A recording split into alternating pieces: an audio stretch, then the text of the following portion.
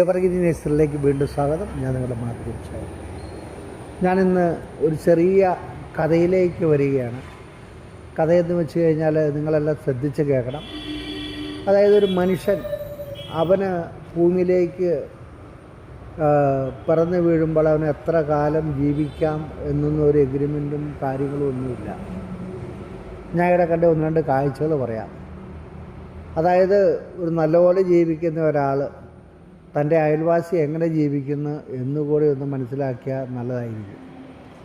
ഞാനിവിടെ കോതമംഗലത്തിനടുത്ത് ഒരു വീടിന് ഒരു ചെറിയ വർക്കുണ്ടായിരുന്നു. ലാൻഡ്സ്കേപ്പിംഗ് ഞാൻ ചെന്നു. ആ വീട്ടിലേക്ക് ശരിക്കും പറഞ്ഞാൽ ഒരു ഓട്ടോറിക്ഷ പോലും ഇറങ്ങാനുള്ള വഴിയില്ല. തൊട്ടടുത്ത് 2 വീടുകളുണ്ട്, അപ്പുറം ഇപ്പുറയും 2 വീടുകളുണ്ട്. ആ 2 വീടിനും വേണമെങ്കിൽ ഒരു 2 അടി വഴി വെച്ച് കൊടുക്കാം. അവർ കാശ് കൊടുത്താൽ പോലും ആ വഴി കൊടുക്കില്ല. ഒരു മനുഷ്യൻ ചിന്തിക്കേണ്ടത് എന്താണെന്ന് വെച്ച് കഴിഞ്ഞാൽ, അതായത് ഞാനായാലും ഈ കാണുന്ന ആയിരങ്ങളാണെങ്കിലും നിങ്ങളാണെങ്കിലും തീർച്ചയായിട്ടും മുകളിലേക്ക് അത് നമ്മുടെ ഒക്കെ ഒരു രീതിയിൽ തീർന്നു പോകേണ്ടതാണ്, അധ്യായം തീരുന്നതാണ്. അപ്പോൾ നമ്മൾ ആദ്യമായിട്ട് നമ്മുടെ അകത്തോട്ട് വലിക്കുന്ന ശ്വാസം പുറത്തേക്ക് പോയില്ലെങ്കിൽ അവിടെ പോയി. എന്തിനാ മനുഷ്യ നിങ്ങളിങ്ങനെയൊക്കെ ചെയ്യുന്നത്? അതുകൊണ്ട് നമ്മൾ ആ ശ്വാസം പുറത്തേക്കെടുത്ത് അകത്തേക്കെടുത്ത് പുറത്തേക്ക് വിടാൻ കഴിഞ്ഞില്ലെങ്കിൽ പിന്നീട് നമ്മൾ ആരുമല്ല, നമ്മൾ ജീർണിച്ച ഒരു വസ്തു മാത്രമാണ്. ഫസ്റ്റിൽ വന്ന നമ്മുടെ സ്വന്തക്കാർ 2 വിരലുകൾ, കാലിന് 2 വിരലുകൾ കൂട്ടിക്കെട്ടും. ഒന്നും നീ കൊണ്ടുപോകരുത്, അതോർത്താണ് കൂട്ടിക്കെട്ടുന്നത്.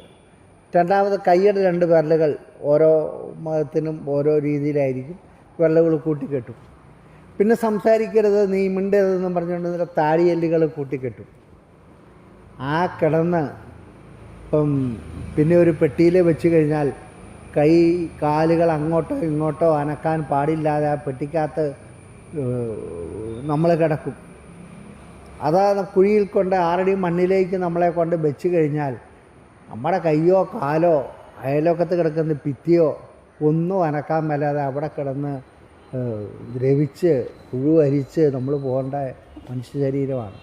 അപ്പോൾ നിങ്ങൾ ചിന്തിക്കുക, ഇതൊരു ചെറിയ മനസ്സിൽ തോന്നിയൊരു കാര്യം ഞാൻ പറഞ്ഞതാണ്.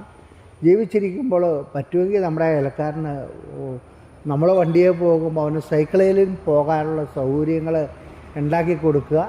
അത് നമ്മൾ ഓരോരുത്തരും ആലോചിച്ച് ചെയ്യേണ്ട കേസാണ്. പണവും സമ്പത്തും കാര്യങ്ങളും സൗന്ദര്യങ്ങളും എല്ലാം ഒരു കാലിലൊരു മുള്ളു കൊണ്ടാൽ പോകുന്നതേ ഉള്ളൂ. അതുകൊണ്ട് നിങ്ങൾ ശ്രദ്ധിക്കുക, അങ്ങനെയുള്ള കാര്യങ്ങളിലേക്ക് കൂടുതൽ പോകാൻ ശ്രമിക്കുക.